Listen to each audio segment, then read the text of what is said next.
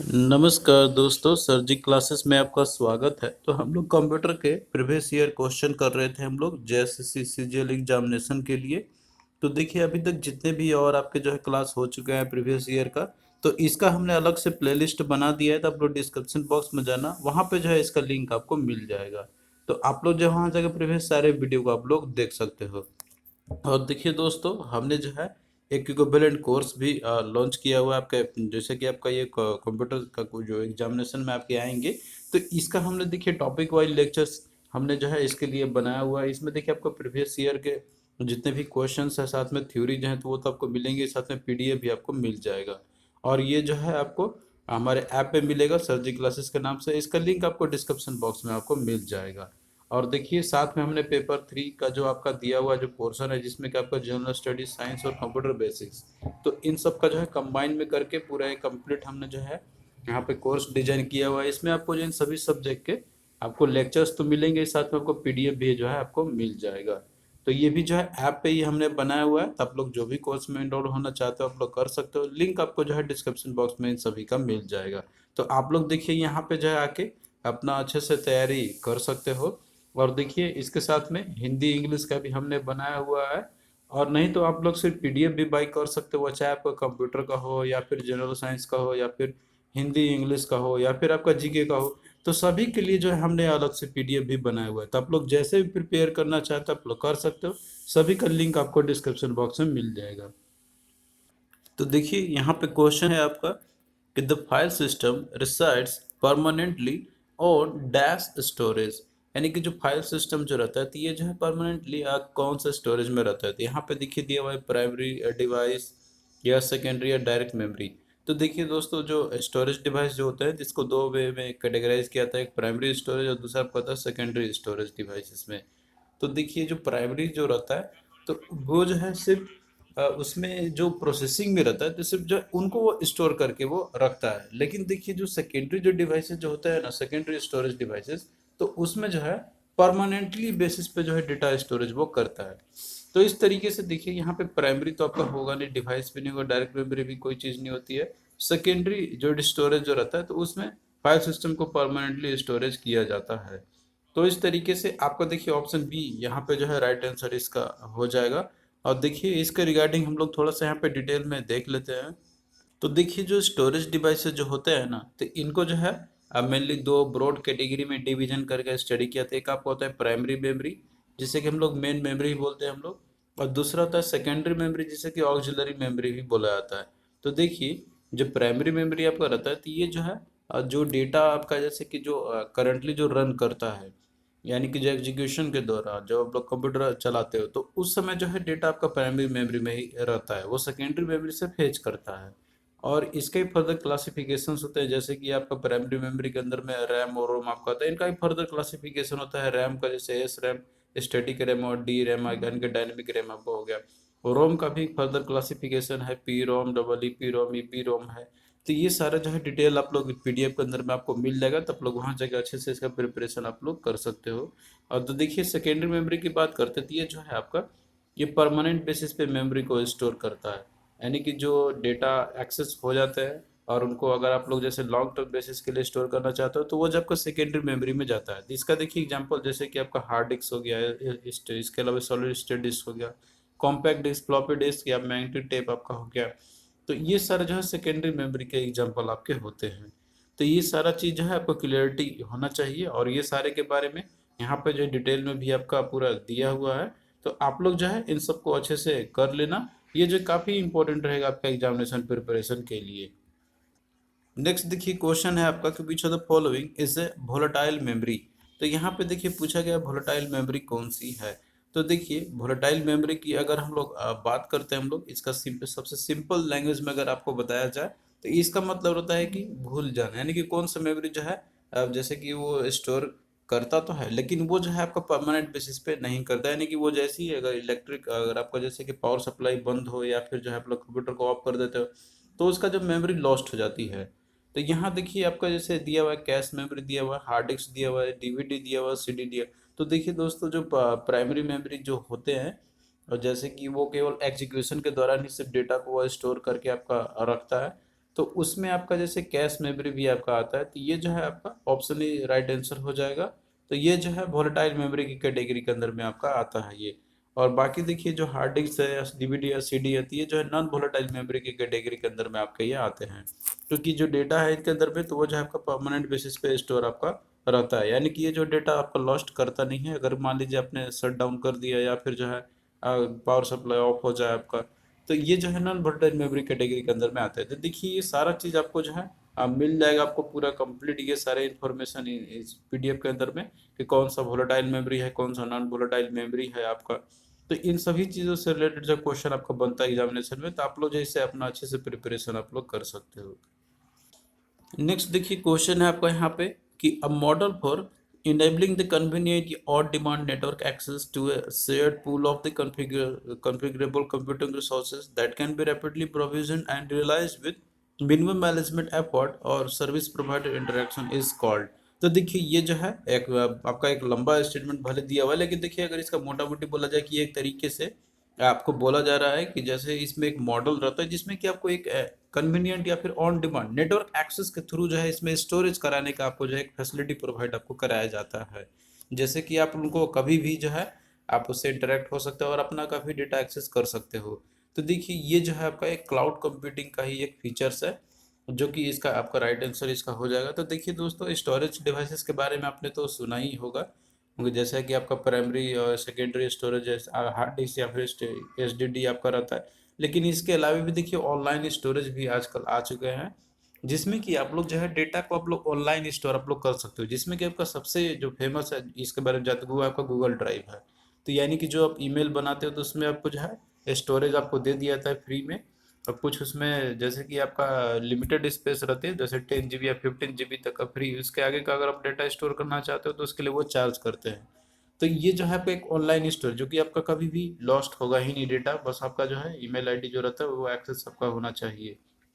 तो इस तरीके से देखिए अगर हम लोग बात करते हैं आपका जैसे कि स्टोरेज डिवाइस का, तो इसमें आपका जैसे गूगल ड्राइव तो है ही, और इसके अलावा और भी जैसे क्लाउड स्टोरेज की हम लोग बात करते हैं हम लोग, तो यहाँ पे देखिए डेटा का जो स्टोरेज जो रहता है ना आपका, तो ये ऑनलाइन फॉर्म में आपका रहता है। जैसे कि क्लाउड आपने देखा हो, क्लाउड में क्या रहता है उसमें, जैसे कि आप सोचते हो कि उसी से बारिश होती है, तो इसी तरीके से एक डेटा आपका एक स्टोरेज रहता है आपका यहाँ पर ऑनलाइन।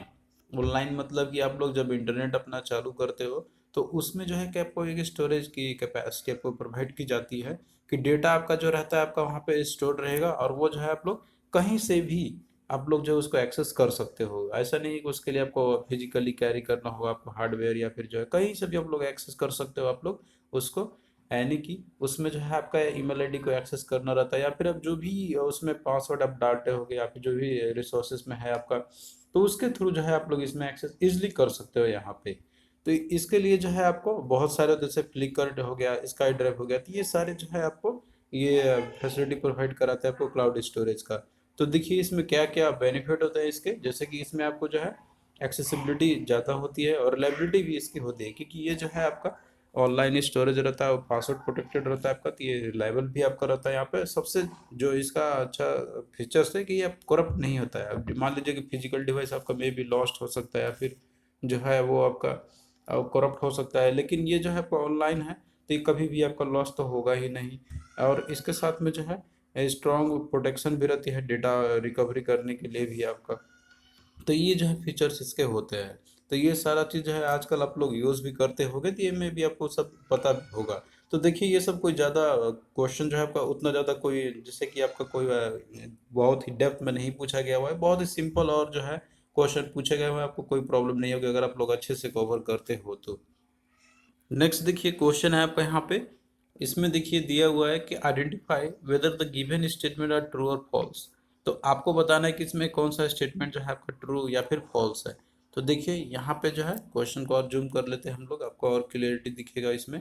तो पहला देखिए स्टेटमेंट है आपका कि a group of 4 bits is called a nibble.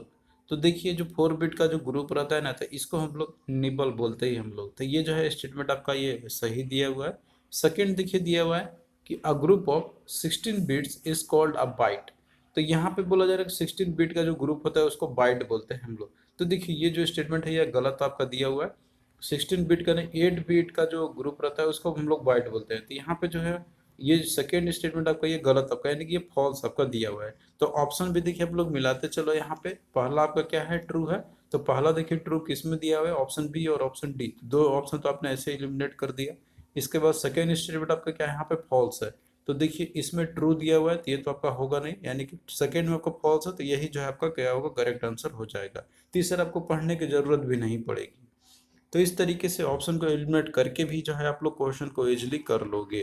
तो यहाँ पे थर्ड स्टेटमेंट भी देख लेते हैं हम लोग, क्या दिया हुआ है कि a word is a group of fixed a bit processed as a unit which varies from computer to computer. तो देखिए जो वर्ड आपका रहता है, तो ये ग्रुप ऑफ फिक्स बिट ही होते हैं ये, जो कि एक यूनिट के रूप में प्रोसेस करते हैं हम लोग।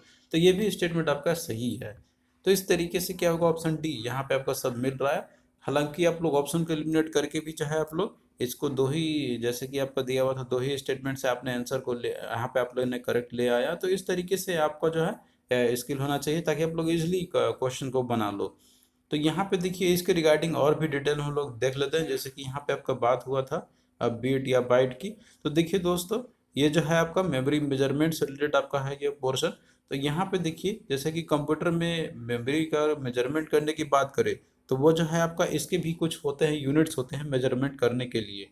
तो जैसे कि देखिए यहाँ पे बीट की बात करें, तो ये जो है आपका एक स्टैंडर्ड बैक बाइनरी डिजिट आपका, बाइनरी डिजिट को हम लोग बोलते हैं बीट, जो कि आइदर 0 या 1 के फॉर्म में आपका होगा, जो कि ये सबसे स्मॉलेस्ट आपका रहता है डेटा का स्टोरेज का। अगर हम लोग बात करते हैं यूनिट की, अगर बात करते हैं हम लोग डेटा स्टोरेज की, तो और फिर इसके बाद आपका बढ़ता ही रहता है आगे। जैसे इसके बाद फिर बाइट आपका आएगा, तो बाइट जो है आपका अप्रोक्सीमेटली देखिए एक कैरेक्टर आपका रहता है, यानी कि नंबर या कोई सिंबल आपका रहता है, जो कि आपका ये एक ग्रुप होता है 8 बिट का। तो यानी कि 8 बिट का ग्रुप को बोलते हैं हम लोग बाइट बोलते हैं हम लोग। और वहीं पे देखिए बात करते हैं हम लोग निबल की, तो ये जो है आपका 4 बिट का जो रहता है आपका कॉम्बिनेशन, उसको बोलते हैं हम लोग 1 निबल बोलते हैं हम लोग। फिर इसके बाद देखिए किलो बाइट आपका आएगा। किलो बाइट मेमोरी जो आपका रहता है, तो ये जो होता है आपका ग्रुप ऑफ 1024 बाइट्स, उसको बोलते हैं हम लोग किलो बाइट बोलते हैं हम लोग। फिर मेगा बाइट आपका आएगा, तो मेगा बाइट आपका रहता है ग्रुप ऑफ 1024 किलो बाइट आपका रहेगा। इसके बाद फिर आपका जीगा बाइट आपका आएगा, जीबी जो आप लोग शॉर्ट में बोलते हैं हम लोग। तो ये आपका रहता है 1024 मेगाबाइट्स का ये कॉम्बिनेशन रहता है आपका, वो बोलते हैं हम लोग जीगाबाइट। फिर टेराबाइट आपका है, फिर पेटाबाइट है, फिर एक्साबाइट है आपका, फिर जेटाबाइट है आपका। तो इस तरीके से आगे जो है आपका मेमोरी मेजरमेंट आपका आगे बढ़ते ही रहते हैं। तो आप जो है देख सकते हो यहाँ पे कि जो सबसे जो मोस्ट कॉमनली जो यूनिट्स रहता है आपका स्टोरेज कैपेसिटी का, तो वह आपका बीट है, जो कि स्मॉलेस्ट भी आपका रहता है यहाँ पर ये, जो कि दो ही स्टेट रहते हैं आपका, या तो 1 या 0 के फॉर्म में आपका रहता है यहाँ पर ये। तो आप लोग जो है इन सबको अच्छे से कवर करना, ये जो है आपको एग्जामिनेशन में काफ़ी इंपॉर्टेंट रहेगा, और ये सारा डेटा जो है आपको पीडीएफ में मिल जाएंगे। आप लोग जो है इनको अच्छे से प्रिपरेशन करना, ये काफ़ी जो है आपके लिए एग्जाम प्रिपरेशन के लिए बेनिफिट करेगा। तो इस तरीके से यहाँ पे देखिए पूरा कंप्लीट आपका दिया रहेगा पीडीएफ। क्वेश्चन भी आप लोग देख रहे हो, पीडीएफ से बाहर आपका पूछा नहीं जा रहा है, इसी में से ही सब आपके आ रहे हैं क्वेश्चन। तो आप लोग जो है अगर अच्छे से प्रिपेयर करोगे, तो आपका एक भी क्वेश्चन एग्जामिनेशन में नहीं छूटेगा। नेक्स्ट देखिए क्वेश्चन है आपका कि which among the following is a term representing the unit of data storage in a computer memory. यानी कि इनमें से कौन सा एक टर्म है जो कि रिप्रेजेंट करता है यूनिट ऑफ डेटा स्टोरेज का कंप्यूटर मेमोरी के अंदर में। तो देखिए हमने आपको अभी ही बताया था कि जो यूनिट जो रहता है, जो टर्म रिप्रेजेंट किया जाता है स्टोरेज के लिए, तो वो सारा चीज़ हमने अभी यहाँ पे देखा था। जैसे बीट बाइट हो गया, निबल हो गया, फिर जो है मेगाबाइट हो गया। तो ये सारे चीज़ आपको, जैसे इसमें ऑप्शन में दिया हुआ है पिक्सल, ये तो कोई होता नहीं है। डेसिमल ये भी कोई होता नहीं है। अगला देखिए दिया हुआ है ऑक्टेट। तो देखिए ऑक्टेट जो रहता है ना, तो ऑक्टेट हम लोग बोलते हैं, मतलब कि ये जो 8 बिट का जो कॉम्बिनेशन रहता है, आप यहाँ पे देखिए, आप देख सकते हो यहाँ पर कि जैसे कि देखिए बाइट जो आपका रहता है, तो ये 8 बिट का कॉम्बिनेशन रहता है, इसी को ऑक्टेट भी बोलते हैं हम लोग, बाइट को ही, जो कि एक 8 बिट का ये इक्विवेलेंट आपका होता है ये। तो ऐसा नहीं कि आप लोग इसको देख के कंफ्यूज हो जाओ कि ये क्या टर्म मिल गया। तो ये सारा देखिए आपको पीडीएफ में ही आपको ये मिल जाएगा। ये अच्छे से कवर करोगे तो आपको ये जो भी क्वेश्चन पूछा जा रहा है, सारे के सारे चीज़ आपको इसी में से ही आपको मिल जाएंगे, आपको कोई दिक्कत नहीं होगी, आप लोग अच्छे से प्रिपेयर कर सकते हो। तो यहाँ पे देखिए ऑक्टेट जो होती है बाइट को ही एक्चुअली बोलते हैं हम लोग, जो कि रिप्रेजेंट करता है डेटा स्टोरेज का कंप्यूटर मेमोरी के अंदर में। तो इसका जो है राइट आंसर सी आपका हो जाएगा। और बाकी देखिए पॉइंट हो या फिर फ्रेगमेंट हो, तो ये जो है कोई टर्म रिलेटेड नहीं है ये स्टोरेज से। तो आई होप कि अब ये जो है आपको क्लियरिटी यहाँ पे हो गया होगा इन सभी चीज़ों के बारे में। नेक्स्ट देखिए क्वेश्चन है क्या, a unit of 8 bit memory cell group is called. तो देखिए जो 8 बिट मेमोरी ग्रुप सेल जो रहता है इसको क्या बोलते हैं हम लोग। तो जाहिर सी बात है बाइट आपका होता है, बिट तो आपका एक सिंगल मतलब रहता है आपका, जैसे कि बाइनरी फॉर्म में जो रहता है 0 या 1, तो ये तो आपका होगा ही नहीं। तो अगला देखिए निबल 4 बिट को बोलते हैं हम लोग, बाइट आपका 8 बिट मेमोरी को बोलते हैं हम लोग। तो ये जो है आपका ऑप्शन सी राइट आंसर हो जाएगा। और unit of 8 bit is called byte, और 4 बिट का बोलते हैं हम लोग निबल बोलते हैं हम लोग। तो क्या होगा, सी राइट आंसर हो जाएगा। बाकी डिजिट दिए तो नन ऑफ दिस तो कोई है ही नहीं। तो इस तरीके से देखिए क्वेश्चन जो है आपका एग्जामिनेशन में जो पूछे जा रहे हैं तो वो आप लोग देख रहे होंगे कि सब आपको मिलेगा, इसी के अंदर में ही आपको मिल जाएंगे, तो कोई प्रॉब्लम नहीं होगी अगर आप लोग अच्छे से प्रिपेयर करते हो तो। और यहीं पे देखिए मेमोरी मेजरमेंट का आपका यहाँ पे पूरा दिया हुआ है कि जैसे यूनिट जो रहता है कंप्यूटर मेमोरी मेजरमेंट का, एक बिट आपका रहता है बाइनरी डिजिट के बराबर, और जो कि आपका 8 बिट जो रहता है आपका, तो ये होता है 1 बाइट, दैट इज 2 निबल के बराबर आपका ये होता है यहाँ पर। ये 1024 बाइट आपका रहता है, 1 किलोबाइट का आपका रहता है ये। इसी तरीके से आप जो है और भी देख सकते हो कि बड़ा कौन सा है आपका यहाँ पर, इंक्रीज ऑर्डर में कौन कौन सा है। तो लास्ट में आपका जैसे कि रहता है जियो बाइट है। तो बिट आपका सबसे स्मॉलेस्ट मेमोरी मेजरमेंट रहता है, और जियो बाइट आपका ये सबसे हाईएस्ट मेमोरी मेजरमेंट यूनिट आपका ये होता है। तो आप लोग देखिए ये सारा जो है डेटा आप लोग याद कर लेना, और कोर्स में देखिए हमने वीडियो में भी जो है अच्छे से काफ़ी अच्छे से समझाया हुआ है। तो आप लोग जो है वहाँ से इनरोल होकर आप लोग इसको अच्छे से प्रिपरेशन आप लोग अपना कर सकते हो। कोई दिक्कत नहीं होगी आपको अगर आप लोग अच्छे से प्रिपरेशन अपना करते हो तो चलिए दोस्तों, इसी तरीके से आगे भी लेक्चर को हम लोग कंटिन्यू रखेंगे हम लोग। और देखिए जो आपका पोर्शन है ये सारा चीज़ का, तो ये काफ़ी इंपॉर्टेंट रहेगा आपका एग्जामिनेशन के लिए। और देखिए पीडीएफ जो दिया हुआ है तब लोग उससे अपना अच्छे से प्रिपरेशन आप लोग पूरा कर सकते हो। तो थैंक यू दोस्तों, चलिए मिलते हैं फिर हम लोग नेक्स्ट वीडियो में। और देखिए जो हमने आपके लिए जो बनाया हुआ है स्पेशल कोर्स, तो उसमें जो है आप लोग एक्सेस कर सकते हो इसमें एनरोल्ड होके, ताकि जो है आप लोग को कोई प्रॉब्लम नहीं हो, आप लोग एक जगह पे अच्छे से प्रिपरेशन आप लोग अपना कर सकते हो।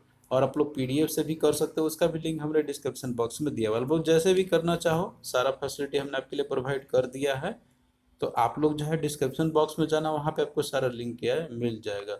तो चलिए दोस्तों मिलते हैं फिर नेक्स्ट वीडियो में।